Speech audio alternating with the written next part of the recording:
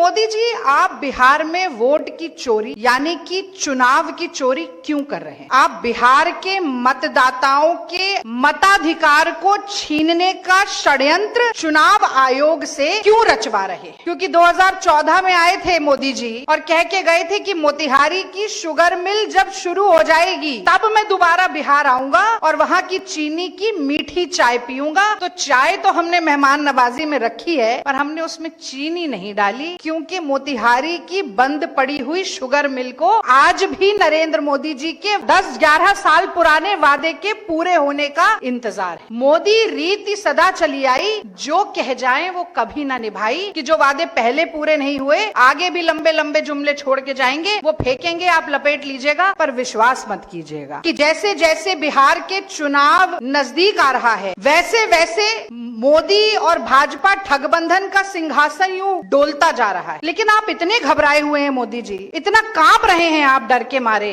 कि आपने ईसी को इलेक्शन कमीशन रहने ही नहीं दिया। अब ईसी इलेक्शन कमीशन नहीं है, ईसी इलेक्शन चोरी शाखा में तब्दील हो चुका है। घमंड है इस बात का, लगता है उन्हें बार बार ये भाजपाइयों को कि लश्कर भी हमारा है, सरदार हमारा, हम झूठ को सच लिख दें, अखबार हमारा, और बिहार के फरियादी जाएं तो कहां जाएं, कानून हमारा है, दरबार हमारा। कि चुनावी भाषण देता है बार बार, चुनावी भाषण देता है बार बार, लगता है जुमलों का सरदार बोलता है, उसे और कुछ आता हो ना हो, वो झूठ बहुत शानदार बोलता है। तो देखिए, प्रधानमंत्री बनने के बाद मोदी जी बिहार 53 बार आ चुके हैं, कल फिर आ रहे हैं, मोतिहारी आ रहे हैं। तो शुरुआत वहीं से करूंगी, पर कुछ याद दिला के करूंगी कि जब भी मोदी जी चुनावी भाषण देने के लिए आते हैं, लंबे लंबे जुमले फेंक के जाते हैं, बेबुनियाद दावे, झूठे वादे, बड़ी बड़ी पर खोखली घोषणाएं करके जाते हैं।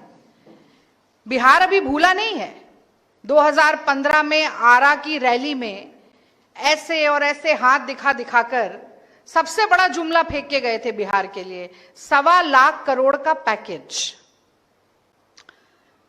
और वो अंदाज जो था मोदी जी का, वो भी नहीं ना भूले हैं। क्या अंदाज था?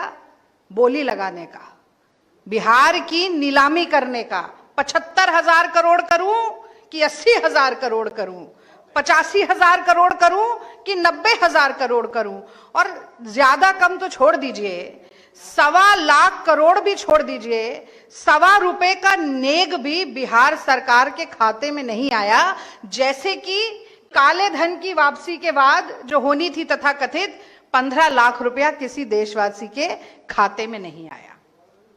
और आज ये हमने यहां पर केतली और गिलास रखा है, तो आप सबके मन में भी और जो आपके माध्यम से हमें देख रहे हैं, ये जरूर सवाल उठ रहा होगा कि आखिर ये यहां पर क्यों है। तो मोदी जी को चाय पर चर्चा करने का बहुत शौक है। हमने भी कहा कि भाई मोतिहारी आ रहे हैं कल, चाय पर चर्चा जरूर होनी चाहिए।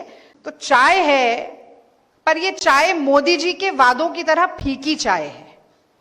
वो इसलिए फीकी है क्योंकि 2014 में आए थे मोदी जी और कह के गए थे कि मोतिहारी की शुगर मिल जब शुरू हो जाएगी तब मैं दोबारा बिहार आऊंगा और वहां की चीनी की मीठी चाय पीऊंगा। तो चाय तो हमने मेहमान नवाजी में रखी है, पर हमने उसमें चीनी नहीं डाली, क्योंकि मोतिहारी की बंद पड़ी हुई शुगर मिल को आज भी नरेंद्र मोदी जी के वादे और 10-11 साल पुराने वादे के पूरे होने का इंतजार है। और वो बंद पड़ी हुई शुगर मिल इस बात का प्रत्यक्ष प्रमाण है कि मोदी रीति सदा चली आई, मोदी रीति सदा चली आई, जो कह जाएं वो कभी ना निभाई। तो आपके माध्यम से मैं बिहार की जनता को याद दिलाना चाहती हूं कि जो वादे पहले पूरे नहीं हुए आगे भी लंबे लंबे जुमले छोड़ के जाएंगे, वो फेंकेंगे, आप लपेट लीजिएगा, पर विश्वास मत कीजिएगा। और अब एक आप लोगों से जुड़ी हुई बात मैं जरूर कहना चाहती हूं। देखिए, मैं समझती हूं कि लोकतंत्र मजबूत होता है सवाल जवाब से, जिम्मेदारी से, उत्तरदायित्व से। जब सरकार को कटघरे में खड़ा किया जाए, सवाल पूछे जाएं और देश के लोकतंत्र के चौथे स्तंभ को जवाब मिले। लेकिन 11 साल में नरेंद्र मोदी जी ने तो एक प्रेस वार्ता की नहीं, आप लोगों का सामना किया नहीं, कोई सवाल लिए नहीं और जवाब दिया नहीं। लेकिन जिम्मेदार विपक्ष होने के नाते कल मोदी जी के आने से पहले हम 5 बड़े सवाल मोदी जी से पूछना चाहते हैं। और सबसे बड़ा, सबसे प्रमुख और सबसे ज्वलंत सवाल, जो सिर्फ मेरे नहीं, क्योंकि आप भी बिहार के लोग हैं, पटना के लोग हैं, बिहार के मतदाता हैं, ये सवाल आपके जहन में भी जरूर उठ रहा होगा और बार बार दिमाग में कौंध रहा होगा। मैं उसको जुबान देने का काम आज यहां पर करती हूं। तो सबसे पहला और सबसे प्रमुख सवाल यह है कि मोदी जी, आप बिहार में वोट की चोरी यानी कि चुनाव की चोरी क्यों कर रहे हैं? आप बिहार के मतदाताओं के मताधिकार को छीनने का षड्यंत्र चुनाव आयोग से क्यों रचवा रहे हैं? जिस तरह से खुलेआम धांधली, गोरख धंधा, लोकतंत्र की लूट मची हुई है, क्या यह आपको बिल्कुल भी शर्मसार नहीं करती मोदी जी? ये सवाल जो है, ये सिर्फ विपक्ष के सवाल नहीं है, ये बिहार की जनता के सवाल है। हम ये तो जानते हैं कि जैसे जैसे बिहार के चुनाव नजदीक आ रहा है, वैसे वैसे मोदी और भाजपा ठगबंधन का सिंहासन यूं डोलता जा रहा है। लेकिन आप इतने घबराए हुए हैं मोदी जी, इतना कांप रहे हैं आप डर के मारे कि आपने ईसी को इलेक्शन कमीशन रहने ही नहीं दिया। अब ईसी इलेक्शन कमीशन नहीं है, ईसी इलेक्शन चोरी शाखा में तब्दील हो चुका है। और यही बात आज देश के नेता प्रतिपक्ष राहुल गांधी जी ने ट्वीट के जरिए भी कही और एक बार फिर चुनाव आयोग, मोदी जी और उनकी ये राजनीतिक सांठगांठ का पर्दाफाश करने का भरपूर प्रयास किया और उसमें सफल भी हुए। क्योंकि आज देश का पूरा जो आज के दिन का नैरेटिव है, वो इलेक्शन कमीशन को इलेक्शन चोर शाखा के रूप में जान रहा है और बोल रहा है कि एसआईआर, स्पेशल इंटेंसिव रिवीजन के नाम पर किस तरह का फर्जीवाड़ा चल रहा है। जो सेंटर चलाए जा रहे हैं उसमें कोई मतदाता नहीं है, केवल बीएलओ बैठे हैं, फॉर्म अपने आप भरे जा रहे हैं। एक वोटर लिस्ट सामने रख ली है, उसमें से नाम देख देखकर मनगढ़ंत हस्ताक्षर, दस्तखत, सिग्नेचर किए जा रहे हैं। कोई लेना देना नहीं है, कौन वोटर है कि नहीं है, जांच पड़ताल कैसे होगी। घुसपैठिए का आरोप लगाया गया, अभी तक तो एक भी घुसपैठिया मिला नहीं। लेकिन ये इस पूरी प्रक्रिया पर एक बहुत बड़ा सवालिया निशान जरूर आ गया है। आप लोगों ने सुना होगा, एक जमाने में बूथ कैप्चरिंग होती थी। आज मोदी नीतीश के ठगबंधन में वोटर लिस्ट कैप्चरिंग शुरू हो गई है। और इस वोटर लिस्ट कैप्चरिंग से न सिर्फ जनता के विश्वास की ठगी हो रही है, न सिर्फ लोकतंत्र पर आघात हो रहा है, बल्कि इस देश के निर्माणकर्ता जो महानायक थे, जिन्होंने यूनिवर्सल अडल्ट फ्रेंचाइज, हर वयस्क नागरिक को वोट का अधिकार दिया था, उस पर भी प्रहार हो रहा है, उसका भी हनन हो रहा है और बड़ी निर्लज्जता के साथ हो रहा है, दिन दहाड़े सरेआम हो रहा है। और इस घमंड और इस अकड़ के साथ हो रहा है कि जिसकी लाठी उसकी भैंस। देश में हमारी सरकार है, बिहार में हमारी सरकार है, तो हम चाहें तो कुछ कर जाएंगे और कोई हमें रोक नहीं पाएगा। घमंड है इस बात का। लगता है उन्हें बार बार, ये भाजपाइयों को, कि लश्कर भी हमारा है, सरदार हमारा, हम झूठ को सच लिख दें, अखबार हमारा, और बिहार के फरियादी जाएं तो कहां जाएं, कानून हमारा है, दरबार हमारा। लेकिन मैं बता देती हूं कि जिस तरह से अजीत अंजुम जी ने ये रिपोर्टिंग की है, ऐसे निर्भीक सच्चे पत्रकार जब तक हैं और संविधान को हाथ में लिए गरीब, पिछड़े, शोषित, दलित, अल्पसंख्यक हर वो व्यक्ति जो पंक्ति में अंतिम दर्जा प्राप्त है, उसकी लड़ाई लड़ने के लिए राहुल गांधी जैसे नेता जब तक इस देश में है, तो मोदी जी की अपने मन की बात लोगों पर नहीं थोपी जा सकेगी। हमारे देश में जब हम राष्ट्रगान गाते हैं तो जन गण मन बोलते हैं, पहले जन आता है यानी कि जनता, फिर गण आता है, सारा महकमा उस जनता के लिए, और फिर मन आता है। और यहां मोदी जी अपनी उलटबाजी चला रहे हैं। स्पष्ट है कि हारने वाले हैं बिहार का चुनाव, तो वोटरों को उड़ा दो, वोटर लिस्ट अपनी मनमर्जी से करो। और उसका प्रत्यक्ष प्रमाण हमने कल भी देखा दरभंगा में। भाजपा की महिला जिलाध्यक्ष बीएलओ के साथ बैठकर वोटरों की छटनी कर रही है। अपने वोट इस तरफ, विरोधी वोट हटा दिए जाएं।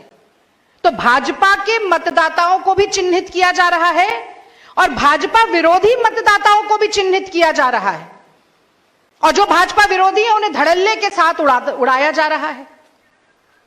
मैं समझती हूं कि बहुत ही शर्मनाक बात है, इस तरह के यू टर्न कैसे मोदी जी लेते हैं। उनको जरा सी भी इस बात के ऊपर लज्जा नहीं आती। जग जाहिर बात है कि ये मोदी सरकार ने ही रिप्रेजेंटेशन ऑफ पीपल्स एक्ट के अनुच्छेद 23(4) में बदलाव करके आधार कार्ड को पहचान के रूप में मान्यता दी थी, और अब रातों रात आधार कार्ड ही निराधार हो जाता है। वो राशन कार्ड जिसका ढिंडोरा पीट पीट के आप दिल्ली में भी सरकार बनाते हैं, आप बिहार में भी सरकार बनाते हैं, आप कहते हैं कि हम तो मुफ्त राशन देते हैं 80 करोड़ लोगों को, वो राशन कार्ड भी अब मान्य नहीं रहता है।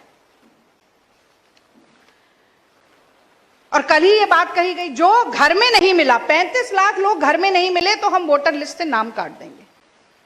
अरे शर्म आनी चाहिए आप लोगों को। आपने बिहार में विकास नहीं किया। करीब 20 साल इस ठगबंधन की सरकार रही कि आज भी बिहार के लोगों को प्रवासी बनकर मजबूरी में और मजदूरी के लिए दूसरे प्रांतों में जाना पड़ता है। वहां दिल्ली में सरकार बनी भाजपा की, बिहार के लोगों के घर तोड़ दिए गए, आपने देखा होगा, झुग्गियां तोड़ दी गई। यहां रहते हैं तो वोट छीन लिया जाता है। अब मुझे बताइए, मोदी जी रहते दिल्ली में हैं, वोट देते हैं गुजरात में, चुनाव लड़ते हैं बनारस में, तो जब हर व्यक्ति का समान वोट है तो ये नियम मोदी जी पर लागू नहीं होगा क्या? घर पर नहीं मिले तो 35 लाख लोगों का नाम काट दीजिए। मजाक हो रहा है यहां पर लोकतंत्र के नाम पर। मखौल उड़ाया जा रहा है, खिल्ली उड़ाई जा रही है, बेवकूफ बनाया जा रहा है।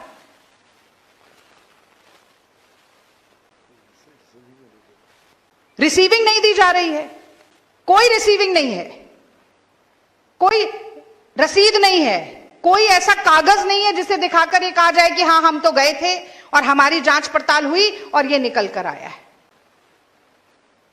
एसआईआर का पर्दाफाश करने वाले पर एफआईआर हो जाती है, पर चुनाव आयोग इन सब बातों का संज्ञान भी नहीं लेगा, मुंह में दही जमा कर बैठ जाएगा, मोदी जी के मुंह पर ताला लग जाएगा। और नीतीश बाबू की तो बात ही क्या करें।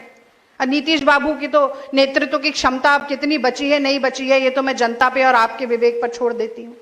सरकार तो बिहार की अब दिल्ली से चल रही है, दिल्ली का रिमोट कंट्रोल है, और जब से दिल्ली में सरकार है अपराध भी यहां दिल्ली की सरकार चल रही है। अपराध कितना बड़ा है वो अगले पॉइंट पर मैं आऊंगी इसके बाद।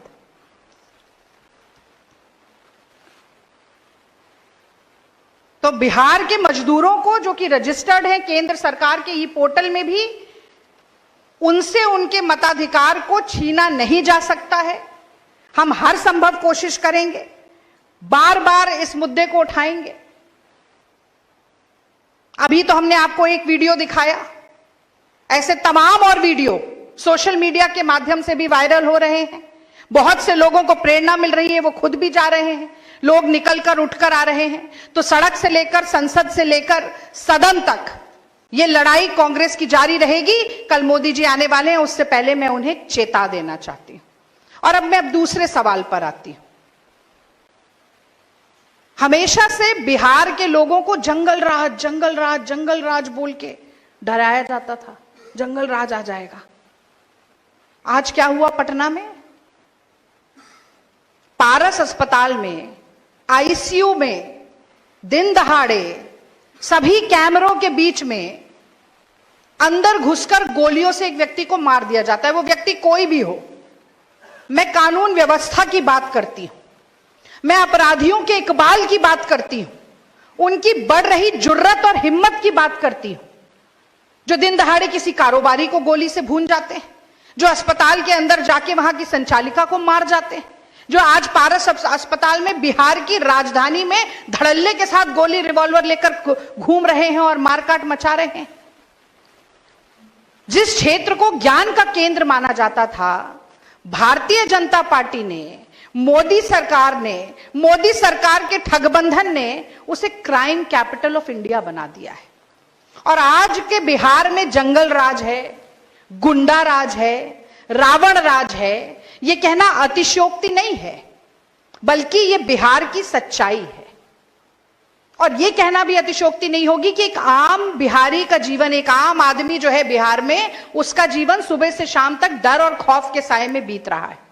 घर के भीतर भी डर है, तो घर के बाहर जैसे ही आप लांघ कर जाते हैं तो घर के बाहर भी आपको डर है। सूने रास्तों का डर है तो भीड़ में सरेआम भी डर है। रात के सन्नाटे का डर है तो दिन दहाड़े भी डर है। तो ये लॉ एंड ऑर्डर जो पूरा ये जो चरमरा रहा है, ये जो व्यवस्था आज लचर पड़ी है, ढर होकर पड़ी है, जो व्यक्ति खुले तौर पर सांस नहीं ले पा रहा है, डर और खौफ के साए में जी रहा है, इसकी सीधी सीधी जिम्मेदारी मोदी जी आपको लेनी पड़ेगी। और कल आपको आना चाहिए अपनी सफाई देने के लिए नेशनल क्राइम ब्यूरो के रिकॉर्ड्स के साथ। नेशनल दस्तक की आपसे गुजारिश है कि अगर इसको बचाना चाहते हैं तो नेशनल दस्तक को सब्सक्राइब करने के लिए रेड कलर के सब्सक्राइब बटन को दबाएं, फिर बेल आइकन की घंटी दबाएं। नेशनल दस्तक को बचाने के लिए बहुत जरूरी है कि हर खबर को शेयर करें, लाइक करें, कमेंट जरूर करें।